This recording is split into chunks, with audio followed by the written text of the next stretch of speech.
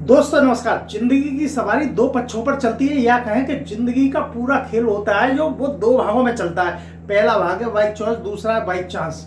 By choice वो है जिसे हम करना चाहते हैं, हमने पहले से लक्ष्य बना रखा है, मुझे डॉक्टर बनना है, मुझे इंजीनियर बनना है, मुझे अध्यापक बनना है। बाई चॉइस जो होता है उसका दायरा छोटा होता है, इसमें व्यक्ति अपने भले की ज्यादा सोचता है। वहीं बात करते हैं हम बाई चांस की, तो इसकी शुरुआत बहुत कठिन होती है, संघर्षपूर्ण होती है। बाई चांस में आप दुनिया पर ऐसी छाप छोड़ते हैं जिसे दुनिया याद करती है। या हम इस बात को इस तरीके से कहें कि बाई चॉइस जो होता है वो होता है जिसे हम खुद करना चाहते हैं, हमारा लक्ष्य है। और बाई चांस वो है जो ईश्वर हमसे कराना चाहता है। आपने लक्ष्य तय किया, मुझे अधिकारी बनना है, मुझे क्लर्क बनना है, या मुझे अध्यापक बनना है, और आप बन गए, दिस इज बाई चॉइस। लेकिन आपको बनना कुछ था, आप बन कुछ और गए, this is by chance. Modi ji सैनिक स्कूल में पढ़कर सैनिक बनना चाहते थे और देश की सेवा करना चाहते थे, लेकिन परिस्थितियों ने उनको राजनेता बना दिया, this is by chance. Doctor APJ Abdul Kalam, उन्होंने पढ़ाई की, मेहनत की, साइंटिस्ट बन गए, दिस इज बाई चॉइस। लेकिन अपनी ईमानदार छवि की वजह से भारत के राष्ट्रपति बने, दिस इज बाई चांस, क्योंकि उन्हें राजनीति में ज्यादा कोई इंटरेस्ट नहीं था, लेकिन फिर भी इस देश के राष्ट्रपति बने। रत्नाकर लूटपाट करते थे, यह बाई चॉइस था, उन्होंने रास्ता चुना था। लेकिन नारद से मुलाकात हुई, नारद को भी लूटना चाहा, रत्नाकर ने उन्हें भी लूटना चाहा, लेकिन नारद के द्वारा पूछे जाने पर क्या इस पाप में तुम्हारे परिवार के लोग भी शामिल हैं?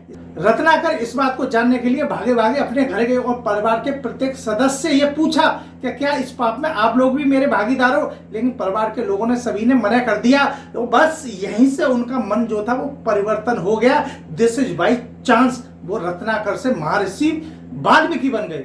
गोस्वामी तुलसीदास साधारण व्यक्ति थे और अपनी बीवी से अथाह प्यार करते थे, लेकिन बाई चांस वो होना था जिसे इतिहास को याद रखना था। गोस्वामी तुलसीदास के परिवार के लोग उनको अशुभ मानते थे। उनके जन्म के बाद उनकी माता का देहांत हो गया। उनकी दाई चुनिया जो उनको अपने साथ ले गई थी, उन्होंने उनका पालन पोषण किया, लेकिन कुछ समय बाद उसकी भी सांप के काटने से मृत्यु हो गई। देहांत हो जाने के बाद, चुनिया का देहांत हो जाने के बाद बचपन तुलसीदास का बहुत कठिन बीता। भगवान भजन करना और जीवन यापन करना ये बाई चॉइस था, क्योंकि उनके पास कोई और रास्ता था ही नहीं। लेकिन ईश्वर को कुछ और मंजूर होना था, बाई चांस कुछ ऐसा होना था जिस पर दुनिया गर्व करे और दुनिया शीश नवाए।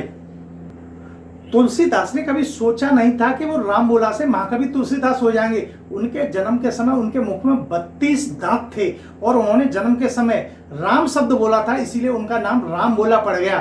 तुलसीदास की शादी रत्नावली से होती है, पर गौना नहीं होता। गौना ये होता है कि शादी के समय दुल्हन की विदा नहीं की जाती है, वो बाद में की जाती है। तुलसीदास अपनी पत्नी से बहुत प्यार करते थे और एक सामान्य जीवन जीना चाहते थे, लेकिन ईश्वर को कुछ और मंजूर था, और शायद इसी को कहते हैं बाई चांस। उनको एक दिन अपनी पत्नी की याद आई और पत्नी से मिलने के लिए वो चल दिए। बीच में नदी पड़ती है, जब शाम हो गई, अंधेरा हो गया, तो वहां पर एक मुर्दा बहता हुआ जा रहा था।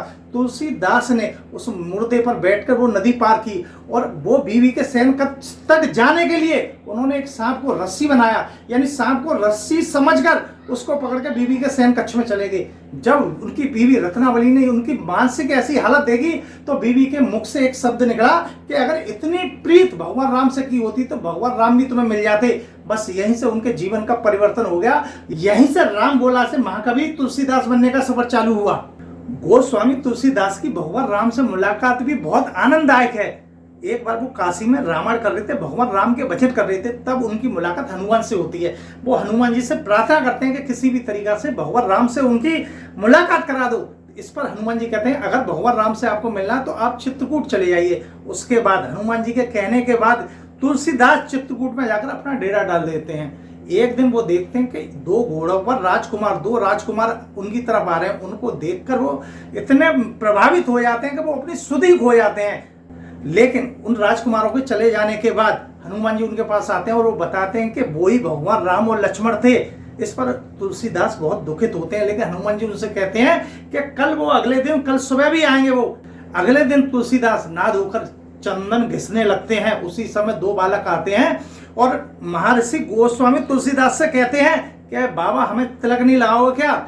इस पर हनुमान जी समझते हैं कि तुलसीदास फिर नहीं पहचान पाएंगे, तो हनुमान जी तोते का रूप रखकर तब ये बात कहते हैं कि चित्रकूट के घाट पर और भई संतन की भीड़, तुलसीदास चंदन घिसे तिलक देत रघुवीर। गोस्वामी तुलसीदास भगवान राम के चेहरे की तरफ देखते रहते हैं और अपनी सुध खो देते हैं, और इस पर भगवान राम खुद उनसे चंदन लेते हैं और उनके तिलक करते हैं। गोस्वामी तुलसीदास के तिलक करते हैं और अपने भी लगाते हैं, और उसके बाद अंतर ध्यान हो जाते हैं। अगर जीवन में कभी जो तुम पाना चाहते हो अगर वो नहीं हो रहा, तो इसका मतलब ये समझ लीजिए कि ईश्वर आपसे बाई चॉइस नहीं, बाई चांस कराना चाहता है। जब ईश्वर कराता है तो अलग होता है और श्रेष्ठ होता है। जय हिंद, भारत मां की जय।